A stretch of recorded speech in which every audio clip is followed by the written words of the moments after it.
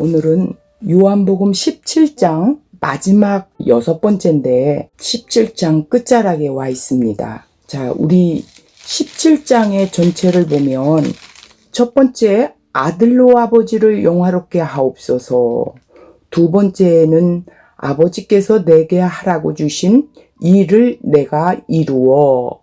세 번째는 내가 그들로 말미암아 영광을 받았나이다.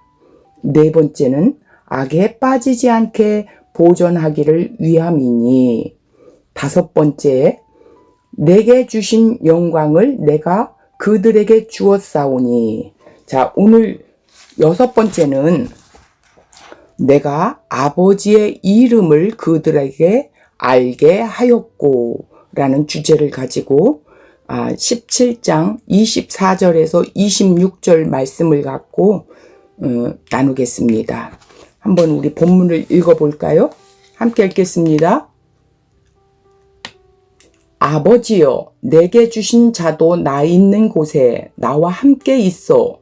아버지께서 창세 전부터 나를 사랑하심으로 내게 주신 나의 영광을 그들로 보존하시기를 원하옵나이다. 의로우신 아버지여, 세상이 아버지를 알지 못하였어도 나는 아버지를 알았사옵고 그들도 아버지께서 나를 보내신 줄 알았사옵나이다. 내가 아버지의 이름을 그들에게 알게 하였고 또 알게 하리니 이는 나를 사랑하신 사랑이 그들 안에 있고 나도 그들 안에 있게 하려 함이니이다. 자, 오늘은 17장 마지막 절을 마무리하는 그런 가운데 있습니다. 자, 우리 본문에 보면 아버지여, 내게 주신 자도 나 있는 곳에 나와 함께 있어. 아버지께서 창세 전부터 나를 사랑함으로 내게 주신 나의 영광을 그들로 보게 하시기를 원하옵나이다 그랬어요. 자, 우리가 영광이 뭐라고 말했나요? 영광에는 아버지의 뜻, 아버지의 그 계획, 또 아버지의 그 모든 성품들이 그 안에 들어 있습니다. 자, 이 영광을 그들에게 보게 하시기를 원하옵나이다 그랬어요. 예수님을 통해서 하나님을 보게 하는 것이겠지요. 의로우신 아버지여, 세상이 아버지를 알지 못하여도 나는 아버지를 알았사옵고 그들도 아버지께서 나를 보내신 줄 알았사옵나이다 이랬어요. 자, 여기서 세상은 아버지는 의로우신 아버지인데 세상은 뭘까요? 반대로 불의. 그러니까 의롭지 못한 불의. 그러니까 죄악의 허물과 죄로 있는 곳이죠. 그러기 때문에 나는 아버지를 알았고 또 그들도 아버지께서 나를 보내신 줄. 그들이 누구예요? 제자들이죠. 자, 제자들도 알았사옵나이다 이랬어요. 26절에 내가 아버지의 이름을 그들에게, 제자들에게 알게 하였고 또 알게 하리니 이는 나를 사랑하신 사랑이 그들 안에 있고 나도 그들 안에 있게 하려 함이니이다 이렇게 돼 있어요. 여기서 이름이 무엇일까요?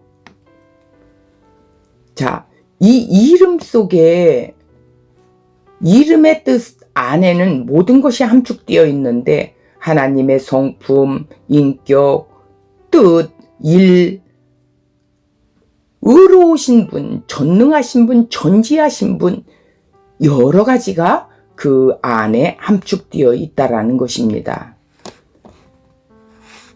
자, 그래서 이 이름을 그들에게 알게 하였고 또 알게 하리니 그러니까 이는 나를 사랑하신 사랑이 그들 안에 있고 나도 그들 안에 있게 할.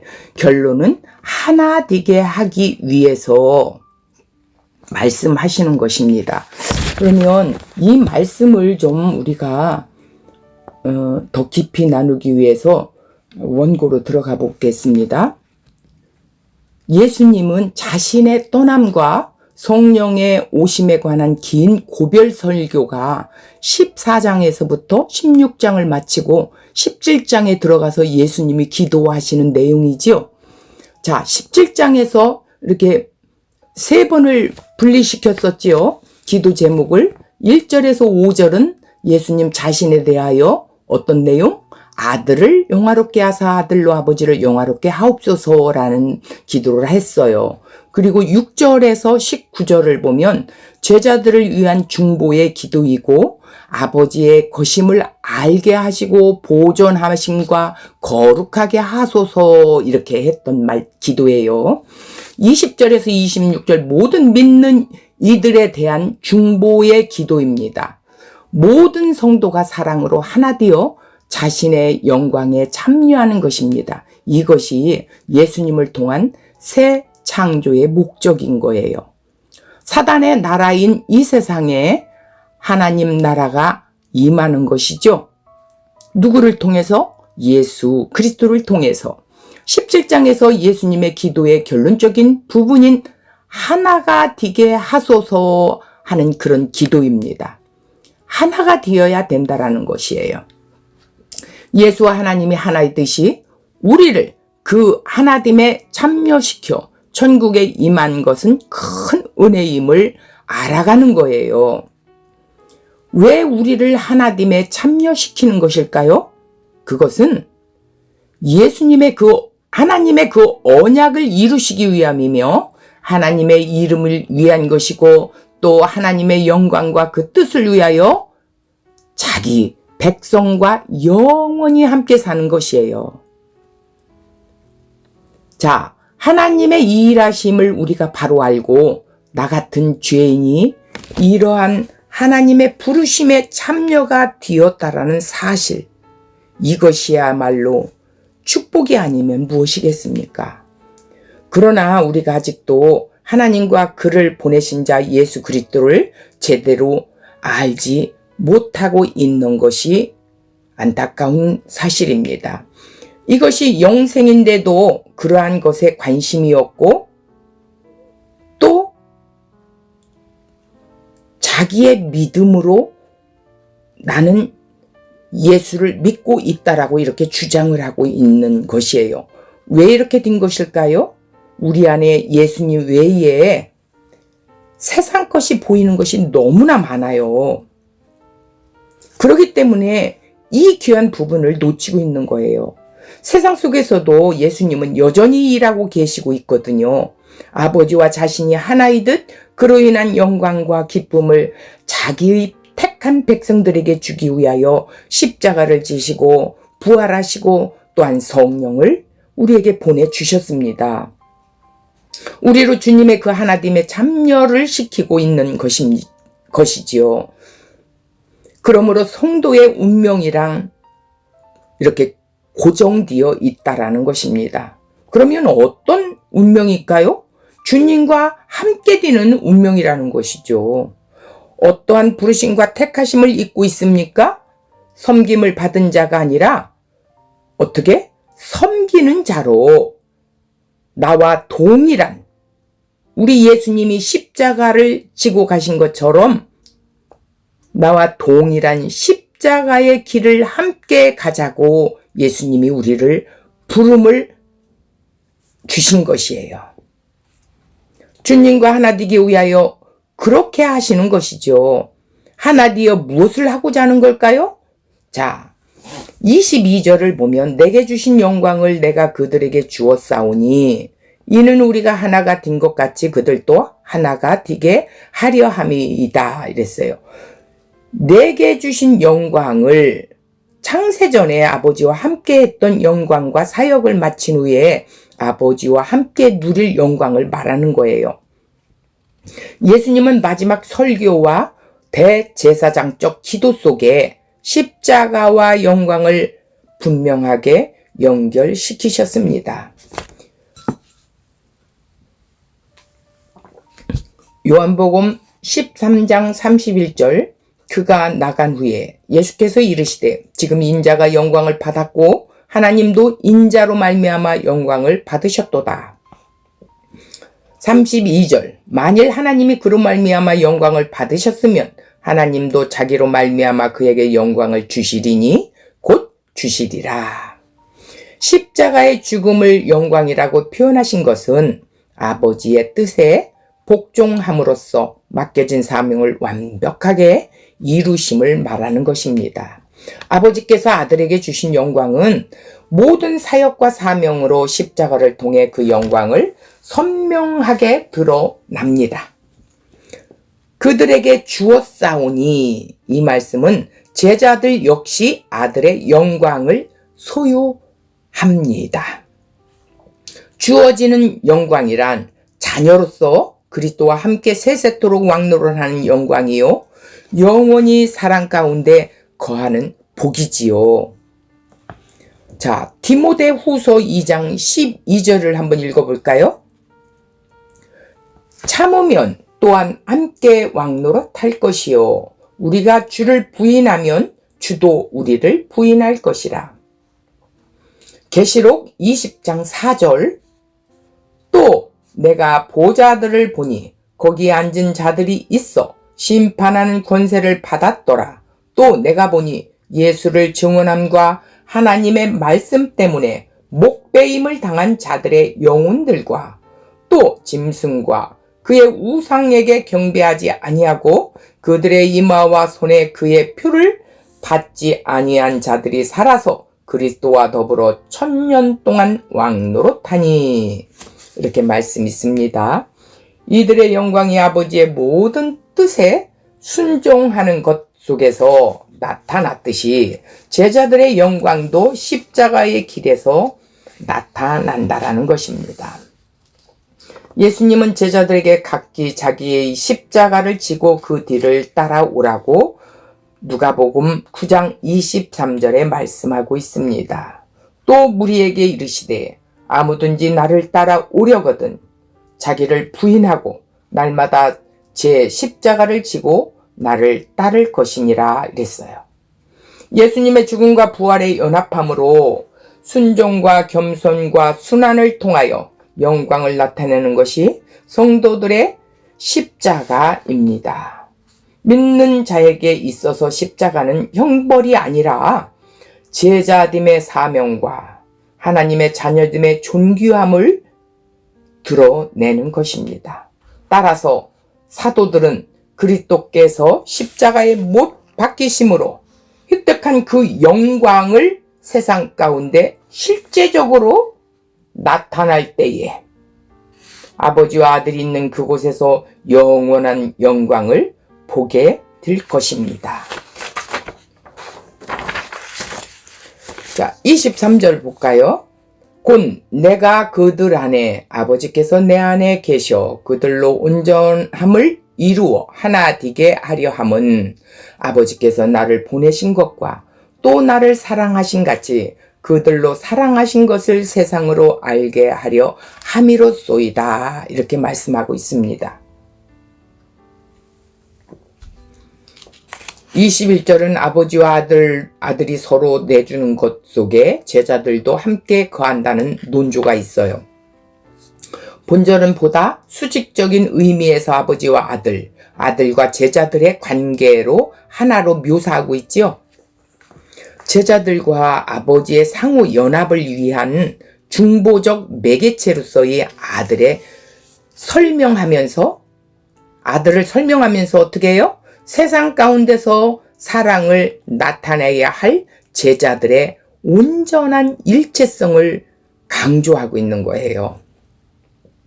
제자들이 아버지와 연합할 수 있는 것은 아들이 제자들 안에도 있고 또한 아버지 안에도 있기 때문입니다. 따라서 아들을 통하지 아니하고는 아버지께 갈 수 있는 자가 아무도 없다고 14절 14장 6절에 말씀하고 있죠. 자, 온전함을 이루어 하나가 되게 한다라는 것은 십자가를 통해서 제자들이 세상에 드러내야 할 온전한 하나됨을 강조하고 있는 거예요. 제자들이 하나됨은 아버지와 아들의 온전한 일체에 지향되어 가야 한다는 것이죠. 온전함을 이루어 라는 것은 하나가 되기까지 온전히 장성하라는 뜻이며 또 거기에 계속 머물러 있어야 한다는 뜻입니다. 어디에요? 예수 안에 머물러 있어야 되는 거예요. 최종적인 연합과 완성은 마지막 때 성취될 것이지만 교회는 그 성장 단계에서 완성을 향해 나아가는 궤도이지요. 세상으로 알게 하려 함. 이 뜻은 세상에서 사는 자기 백성들에게 성도들이 사랑으로 하나 되는 것을 알게 하는 것이죠. 하나님의 사랑이 아들을 세상에 보내심이 있은 것 같이 제자들을 사랑하는 것이 세상에 보내는 것 역시 동일합니다. 세상 가운데 하나로서 나타나는 것은 하나님의 사랑과 긍휼에 의해 흑암에서 건져낸 것을 인식할 때만이 가능한 거예요. 그래서 구원받은 신자는 예수 안에서 하나가 되게 하신 목적은 뭐냐? 세상으로 나를 보내신 것과 하나님의 사랑을 알게 하기 위해서라는 것입니다. 아버지가 아들을 사랑하신 것처럼 우리를 사랑하셨음을 세상으로 알게 하기 위하여 예수와 또한 제자들이 하나 되게 하겠다라는 것이에요. 또 예수와 지금 믿는 나와 하나가 되게 한다라는 것이죠. 그리고 또 예수 안에 예수님이 아버지로부터 받은 사랑을 깨닫고 그 사랑이 나에게도 주어졌음을 알라는 것입니다. 그 사랑과 긍휼과 자비로 살라는 것입니다. 세상이 말하는 사랑은 뭐예요? 세상에 말하는 사랑은 무조건 잘해주는 것이 사랑이라고 생각하고 있어요. 상대방이 원하는 대로 해주는 것이 사랑이라고 말하고 있습니다. 이러한 사랑의 시각으로 하나님을 생각하기 때문에 하나님의 사랑을 오해하고 참된 사랑을 보지 못하는 것입니다. 세상이 말하는 하나님의 사랑은 인간 세상을 보호해주고 잘 살 수 있도록 도와주는 것이죠. 그래서 세상은 사람이 굶어 죽고 고통과 어려움에 처하게 되는 일을 이해하지 못합니다. 하나님이 계신다면 이럴 수가 없다라고 항변하기도 합니다. 이러한 것은 하나님의 사랑이 아니라는 것입니다. 이처럼 사랑 자체가 잘못되어 있기 때문에 예수님의 십자가에서 완성된 사랑을 보지 못하고 있는 것입니다. 이미 하나님은 완벽하고 온전한 사랑을 베푸셨는데도 불구하고 세상은 그 사랑을 보지 못하고 있어요. 이러한 세상에 구원받은 신자로 하여금 아들이 받은 그 사랑을 증거하라는 것입니다. 이것이 우리의 부르심입니다. 그것을 위해 그리스도와 하나 되게 하시는 것이죠. 그리스도가 우리와 함께 하시고 우리가 그리스도 안에서 하나 된 것은 신자의 육신을 위해서가 아님을 분명히 알아야 합니다. 하나님은 하나님의 사랑을 알고 그 사랑을 세상으로 알게 하기 위한 하나님의 뜻이 담겨 있다라는 것입니다. 그러면 예수님이 아버지로부터 받은 사랑은 무엇입니까? 자, 역시 세상이 말하는 사랑의 시각으로 생각하면 도저히 이해할 수가 없어요. 예수님은 아버지로부터 세상이 생각하는 사랑을 받은 적이 없기 때문입니다. 삶이 편안한 것도 아니었어요. 세상의 것을 마음껏 누린 적도 없어요. 처음부터 끝까지 고난의 연속이었습니다. 그리고 마지막은 세상의 반대를 받고 십자가에 죽으셨지요. 뭐가 아버지의 사랑입니까? 세상의 시각으로 보면 사랑은 보이지 않습니다. 하나님 나라, 즉 하늘의 영생이라는 시각에서 보면 아버지의 사랑을 보게 될 수 있죠. 그것은 십자가에 죽으신 예수님을 다시 살리셔서 영원한 하늘에 있게 하신 것입니다. 이것을 그리스도와 하나 됨으로써 알게 되는 것입니다. 신자가 하나님 앞에서 세상 것을 구한다면 세상의 것이 주어지지 않는 것으로 실망하고 한탄하며 그렇게 살겠지요? 하나님의 사랑이 세상 것으로 확인된다면 사랑을 보이는 것은 부자들, 성공한 사람들의 몫이 될 것입니다. 세상은 하나님의 사랑과 긍휼을 모르기 때문입니다. 그러나 신자가 되는 유일한 길은 하나님의 사랑과 긍휼과 자비뿐입니다. 아버지의 사랑은 세상에 좋은 것을 입혀주는 것이 아니에요. 흑암의 권세인 사망에서 건져주신 것입니다. 어둠에서 빛으로 건지신 것이지요. 예수님의 십자가에서 아버지의 사랑을 보신다면 우리와 예수님과 하나됨을 알 수가 있습니다. 그리고 아버지의 사랑 안에서 우리는 서로 하나된 관계로 살아갈 것입니다. 세상 것을 보지 않고 하늘 영생만 소망하며 사는 관계로 만나게 됩니다. 이것이 우리를 향한 예수님의 뜻이고 예수님의 기도입니다. 아버지께서 나를 보내신 것, 이 뜻은 세상은 하나님을 잘 안다고 착각을 하고 있어요. 처음부터 무지한 상태에 있을 뿐입니다. 사람이 저마다 마음대로 하나님을 상상한 것뿐입니다. 그러나 신자는 오직 성경을 통해서만 하나님을 알 수가 있지요. 그런데 성경을 보면 하나님은 이런 분이라는 구체적인 설명으로 되어 있는 것은 아니에요. 구약을 보면 이스라엘의 역사로 일관되어 있고 신약에는 예수님의 행적과 사도들의 복음에 대해서 가르친 내용일 뿐입니다. 그러면 이것을 가지고 어떻게 하나님을 알 수 있는 것입니까? 이스라엘의 역사는 하나님이 어떻게 간섭하셨는가를 통해서 하나님이 어떤 분인가를 알 수가 있다는 것입니다. 신약에서는 예수님을 통해서 하나님을 알 수 있죠.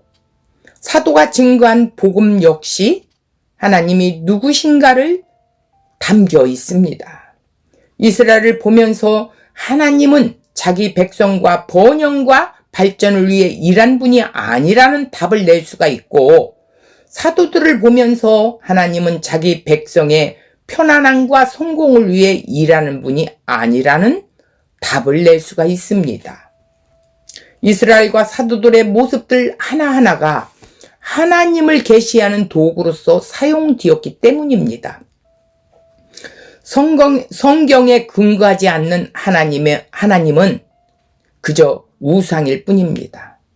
인간의 탐욕에 의해서 상상된 우상, 인간의 자신 욕망의 유익을 위해 존재하는 하나님, 이름을 빙자하는 우상일 수밖에 없다는 것이죠. 오늘 본문에서 예수님은 이 문제를 말씀하시고 17장 기도의 결론이라고 마치고 있습니다. 예수님의 기도의 마지막이 아버지를 아는 문제를 언급하고 마치고 있다라는 것입니다. 자, 그러면 오늘 우리의 말씀 한번 보겠습니다. 24절부터 아버지여 내게 주신 자도 나 있는 곳에 나와 함께 있어 아버지께서 창세 전부터 나를 사랑하심으로 내게 주신 나의 영광을 그들로 보게 하시기를 원하옵나이다. 이랬어요. 자, 나 있는 곳에 나와 함께 있어. 이 말씀은 나 있는 곳이란 이 세상의 어느 곳이 아니라 영원한 천국을 말하는 것이죠. 예수님은 제자들에게 13장 33절에 보면 나의 가는 곳에 올 수 없다 이랬습니다. 베드로에게 13장 36절 그러나 후에는 따라오리라 라고 말씀하셨습니다. 이러한 말씀은 결국 미래의 시점을 염두에 둔 것이며 종말론적인 소망에 관한 것이었습니다. 예수님께서 세상에 더 오래 있지 않을 것이라고 11절 말씀하심으로 임박한 십자가의 순환과 영광을 예고하신 바 있습니다. 이제 제자들을 당신이 계신 곳에 오라고 말씀하시는 것은 그들로 그리스도의 뒤를 쫓아 고난에 동참하라는 것이며 또한 그 고난 뒤에 있을 영광에 초대하고 있는 것을 말씀하고 있습니다. 제자들은 그리스도와 연합함으로 이미 영광에 참여하였고 그에게는 그 날에는 보좌에 앉으신 영광에 참여하게 될 것이라는 것입니다. 창세 전부터 나를 사랑하심으로 내게 주신 영광. 이 말씀은 22절에서 영광은 지상 사역의 절정인 십자가의 죽음과 연관된 것임에 반해 오늘 본절 24절은 미래에 회복될 영광에 강조점을 두고 있죠. 이 영광은 그가 창세 전부터 가지고 있던 하나님으로부터 영광을 의미하고 있고요. 24절의 본절은 그리스도의 신적 선제성을 회고하며 동시에 미래적 완성을 바라보고 있는 것입니다. 성도들은 지금은 거울을 보는 것 같이 희미하게 그리스도의 영광을 보고 있으나 그때에는 얼굴을 맞대고 보는 것 같이 보게 될 것입니다. 라고 이렇게 고린도전서 13장 12절에 말씀하고 있어요. 자, 지금 우리가 보는 거울이 아니라 그때 당시는 동, 구리 이런 것들로 거울을 삼았었기 때문에 희미하게 보였다라는 것입니다. 그런데 그날에는 얼굴과 얼굴을 볼 수 있다라는 것이죠. 자, 계시록 22장 4절 그의 얼굴을 볼 터이요 그의 이름도 그들의 이마에 있으리라. 자, 25절 보겠습니다. 의로우신 아버지여 세상이 아버지를 알지 못하여도 나는 아버지를 알았sap고 그들도 아버지께서 나를 보내신 줄 알았sap나이다. 자, 의로우신 뭐예요? 하나님에게만 사용하는 칭호예요. 의로우신 분은 오직 하나님 한 분밖에 없습니다. 예수님 한 분밖에 없으십니다. 인간은 불의하죠. 왜? 모든 사람이 죄를 범하였음에 아담으로부터 죄를 갖고 태어나 불의하다는 것이죠.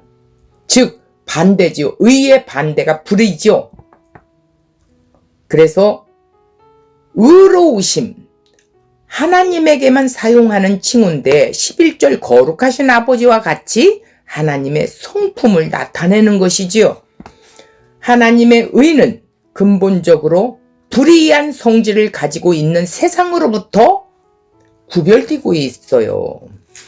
구별하는 그런 칭호입니다. 세상이 아버지를 알지 못하여도 아버지에 대한 무지이며 아버지께서 아들을 보내셨다는 사실에 대한 무지입니다. 예수님은 세상에 있는 자기 백성에게 아버지께서 아들을 보낸 것을 믿게 하기 위하여 기도하고 있어요.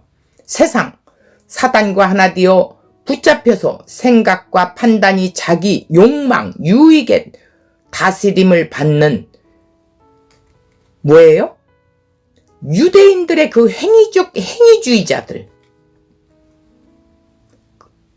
자, 또 세상에 있는 자기 백성에게 믿음을 위하여 제자들이 하나의 사랑 안에서 하나 되기를 예수님이 기도하는 내용이 23절에 있습니다.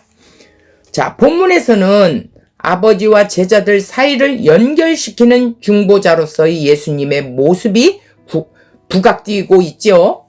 제자들은 아들을 통하여 아버지를 알게 되었으나 세상은 아들을 거부함으로 여전히 무지한 상태에 머물러 있다는 것입니다. 제자들의 하나님에 대한 지식은 그리스도에 의하여 중재된 지식입니다. 그러니까 예수가 없이는 알 수가 없다라는 것입니다. 26절에 보겠습니다. 내가 아버지의 이름을 그들에게 알게 하였고 또 알게 하리니 이는 나를 사랑하신 사랑이 그들 안에 있고 나도 그들 안에 있게 하려 함이니이다 이랬어요. 하나님의 이름을 알게 하심을 통하여 무엇을 하고자 하시는 것입니까? 하나님께서 예수님을 사랑하신 그 사랑이 그들 안에 있고 제자들 안에 있고 예수님도 제자들 안에 있게 하려 함이라는 것이에요. 그것이 즉 하나 되게 된다는 것입니다.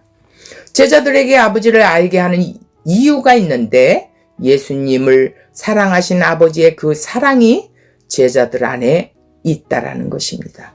그 사랑으로 예수님이 제자들 안에 함께 하시는 것을 위해 아버지를 알게 하신다는 것입니다.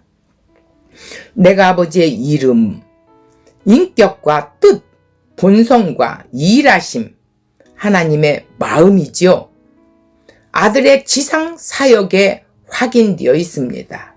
아들은 이 땅에서 행하는 모든 행동뿐만 아니라 자신의 인격을 통하여 하나님을 드러내 보이셨지요. 자, 또 알게 하리니 장래의 사건인 십자가를 의미와 승천하신 이후의 성경이 증거할 사역에 대한 것들을 말하고 있습니다. 그들 안에 있게 하려 함이니이다. 마지막 하나가 이끄는 목적, 그 목적의 절은 예수의 중보 기도를 마무리하는 내용이에요. 예수님은 사역을 완성함으로 그들 안에 영원히 머물러 있습니다. 마태복음 28장 20절에 보면 간단히 말하면 예수님이 아는 아버지를 아버지가 아들에게 주신 택한 자기 백성들에게 알게 하겠다라는 것입니다. 다른 말로 하면 아버지는 오직 아들을 통해서만 알 수 있다는 것이죠. 세상은 아버지를 알지 못하기에 아버지를 아는 분으로 세상에 오신 아들로 인해서만 아버지를 알게 된다라는 것입니다. 예수님은 세상이 아버지를 모른다고 말씀하십니다. 그렇죠. 세상이 아버지를 알 수가 없죠. 이것은 교회를 다니지 않는 것을 두고 말함이 아니에요. 그러면 교회 다니는 사람인데도 아버지를 알지 못할 수도 있겠네요. 만약 교회를 다니지 않아서 하나님을 모르는 것으로 여겨진다면 반대로 교회를 다니는 사람은 모두 하나님을 안다는 결론이 될 수밖에 없습니다. 사실 세상은 나름대로 하나님을 안다고 말합니다. 하나님은 창조주로 일컬음을 받는다는 것도 알고 있습니다. 그러나 그러한 수준의 알은 아는 것이 인정하지 않기 때문에 세상은 하나님을 모른다고 말씀하는 것입니다. 유대인만 보더라도 그들은 하나님을 아는 민족으로 자처했고 자신들만큼은 하나님을 아는 민족이고 하나님을 믿는다고 말합니다. 그러나 예수님은 그들에게 대해서 하나님을 모른다라고 선언하셨어요.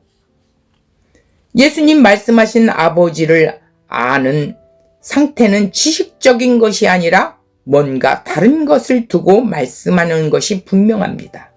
유대인들은 하나님의 법을 잘 지키기를 원하신다고 믿고 있어요. 그러니까 자신들은 하나님의 법을 제대로 지킨다. 우리는 율법을 잘 지키고 있어. 그래서 율법에 담겨 있는 11조, 제사, 안식일 이런 것들을 잘 지키고 힘을 썼다라고 말하고 있어요. 그런데 그런 그들에게 하나님을 모른다고 하셨다면 하나님이 11조를 행하고 제사하고 안식을 지키는 것을 기뻐하신 것이라고 믿는 그게 하나님에 대한 잘못된 생각임을 말해주는 것이지요. 또 유대인들은 하나님은 자신들을 위해 메시아를 보내시는 분임을 알고 있습니다. 그런데요, 그들이 기대하고 있는 메시아는 어떤 메시아였어요? 자신들이 지금 현실에 처해 있는 로마의 그 압제 속에서 해방시켜줄 그 메시아를 찾고 있었습니다. 하나님은 자신들을 고통에서 해방시키기 위하여 메시아를 보낼 것이라고 착각하고 있는 그들에게는 하나님에 대하여 잘못 알고 있는 것뿐입니다. 그것이 예수님이 오심으로 증명되어 버렸어요. 예수님은 메시아이긴 하였으나 그들 눈에는 약자의 모습으로 오셨죠. 그리고 예수를 이단시화했고 예수를 결국은 죽이려 했습니다. 그러니 하나님이 보내신 예수를 알지도 못하고 믿지도 못하는데 어떻게 하나님을 안다고 말하고 있겠습니까? 예수님을 믿는다라는 뜻은, 예수를 믿는다라는 뜻은 자신이 죄인임을 아는 것이고, 죄인은 하나님의 심판을 받아 마땅한 자임을 또한 아는 거예요. 이러한 죄인을 대신하여 십자가의 대속과 의롭담을 이루시기 위하여 대속물로 죽으셔야 했던 것입니다. 그런 예수님을 믿는 믿음이 있어야 한다라는 것입니다. 이것이 신앙의 핵심인데 바로 이 유대인들은 그 예수님을 알지 못하였습니다. 그러니 현실에 나를 유익하게 해줄 그 메시아를 기다렸는데 목수의 아들로 나타난 예수가 어찌 메시아라고 믿어지겠습니까? 그 예수님을 모르는데 어찌 하나님이라고 믿을 수가 있겠습니까? 하나님을 알 수가 있겠습니까? 결국 그들은 하나님을 알지 못한다라고 예수님이 말씀하고 계십니다. 그래서 예수님은 오늘 본문에 말씀하신 것처럼 자기 백성들을 향하여 중보하시는 그 내용을 보면 알 수 있습니다. 하나님께서 이들을 이미 창세 전에 택했다라고 말씀하셨습니다. 그 택한 자들이 이 세상에 지금도 예수님은 계속해서 일하고 계십니다. 그 택한 내 백성을 구원하기 위하여 오늘 이 시대에 나를 구원해 주신 그 예수님을 알게 하시고 믿게 하시고 그 믿는 믿음을 가지고 이 예수님을 증거하는 것이 하나님의 일입니다. 그런 우리를 위해 오늘 본문의 주님이 기도하고 계신 내용입니다. 이제 17장의 모든 말씀의 내용들을 이제 마무리하는 것입니다. 이제 17장 전체를 한번 우리 여러분들이 같이 읽어보시고, 아, 예수님께서 이렇게 기도하셨구나. 그러면서 우리도 그 길을 가기 위해서 이러한 정말 예수님이 가르쳐 주신 그 기도를 우리가 바로 해야 하겠습니다. 한 주간도 이 말씀을 붙들고 승리하는 그런 주간이 되기를 바랍니다. 수고했습니다.